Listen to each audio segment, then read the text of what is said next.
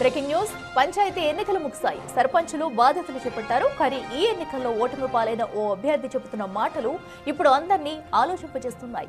ఆమె ఎవరో ఏంటో తెలుసుకునేందుకు ఓసారి ఆమె చెబుతున్న మాటలు వినండి. గెలుపొందిన ప్రతి ఒక్కరిని ఒక క్వశ్చన్ అడగాలనుకుంటున్నాను. అనా, మీరు 5,000 ఓట్లుంటే కోటి పైన ఖర్చు పెట్టారు. ఎట్లా రికవర్ అవుతాయి?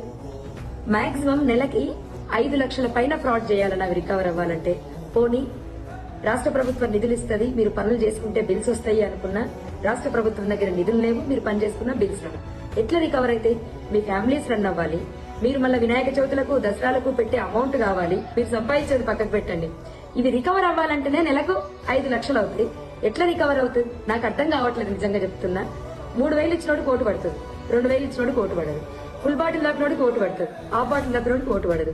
బిర్యానీలో మటన్ వేసినోడు కోటు పడుతుంది, చికెన్ వేసినోడు కోటు పడదు. ఇంత ప్రజలు ఉన్నప్పుడు ప్రజలు నాకు నిజంగా ప్రజలు అర్థం కాలేదు.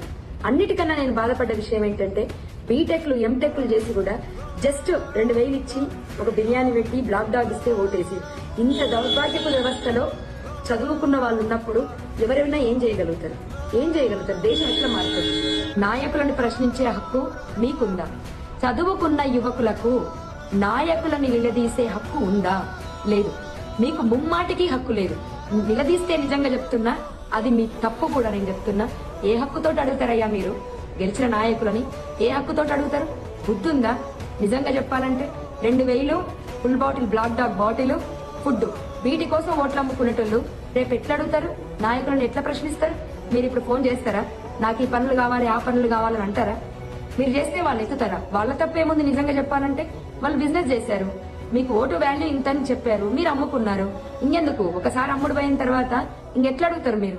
నిజంగా చెప్తున్నాను, నాయకుల తప్పు కాదు, ఓటర్ల తప్పు. నీ ధర్మానికి ఈడ వాల్యూ లేదు తల్లి, నువ్వు వద్దమ్మా అని చెప్పారు పెద్దలు. వాళ్ళకి మరొకసారి కృతజ్ఞత చెప్తున్నా. మీరు మారనంత వరకు ఈ సిస్టమ్ మారదు, ఇండియా మారదు. ఒక్కసారి ఆలోచించండి. మన దేశం మారాలి అంటే మీ ఆలోచన విధానం మారాలి. ఎందుకు చదువుకున్నాం? నాకు పడ్డ ఓట్లయితే నాకు పరిచయం లేని వాళ్ళు వేసిన ఓట్లు, ఓన్లీ నా గురించి విని వేసిన ఓట్లు అవి. వాళ్ళకి నిజంగా మనస్ఫూర్తిగా కృతజ్ఞత చెప్తున్నాను. ఒక్కడుగు నేను వేసాను, నాతో పాటు కొన్ని అడుగులు ముందుకొచ్చాయి. ఎంతైతే అంత అయింది, అంతే మొండిగా పోరాడతాను. మార్పుకైతే ప్రయత్నిస్తాను గట్టిగా. తెలంగాణలో సర్పంచ్ అభ్యర్థి నాగర్ కర్నూలు జిల్లా చారుకొండ గ్రామంలో సర్పంచ్గా పోటీ చేసి ఓడిపోయిన లావణ్య గౌడ్ చెబుతున్న మాటలవి. తెలంగాణలో సర్పంచ్గా గెలిచిన వాళ్ళు ఒక్కొక్కరు దాదాపు ₹1,00,00,000 పైగా ఖర్చు పెట్టారని ఆమె అంటున్నారు. ఖర్చు పెట్టిన మొత్తాన్ని రికవరీ చేయాలనుకుంటే నెలకు 5 లక్షల అవినీతి చేయాల్సిందేనని చెబుతున్నారు. డబ్బు, బిర్యానీ, మద్యం బాటిళ్లకు అమ్ముడుపోయి ఓటు వేసిన వాళ్లకు నేతలను ప్రశ్నించే హక్కు లేదని లావణ్య అంటున్నారు. జనం మారనంత వరకు ఇండియా మారదని ఆమె ఆవేదన వ్యక్తం చేశారు. లావణ్య కామెంట్స్ ఇప్పుడు వైరల్ గా మారాయి.